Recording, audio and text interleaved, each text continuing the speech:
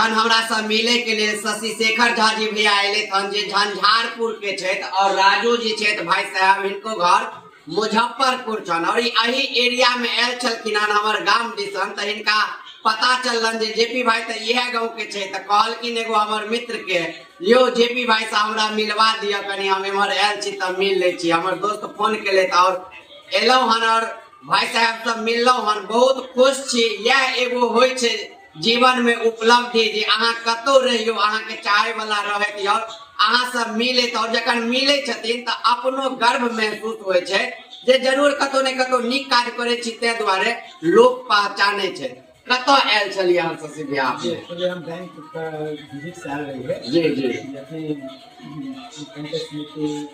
जी मिले के लिए लाए पता चला जहाँ के घर शिमला में जी जी एक यहाँ से मिला जाए कहाँ वीडियो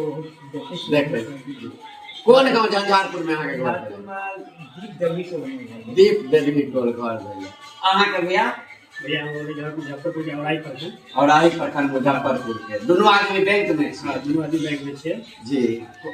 दोनों आदमी बैंक में छथिन देख सके छी दोनों भाई साहब छथिन और एलखिन हन एखन शिवराम और हमरा सब भेंट मुलाकात भ गेलन त अहूँ सब जतेक दर्शक छी यदि एरिया में आबै छी तो हम चाहब अहूँ सब आओ और हमरा सब मिलो हम अहाँ सब मिलब और की कह सके छी दिल के बात अहूँ के हम सुनब और हमहू सुनब केहन लगले भैया मिल कर नीक लगले ना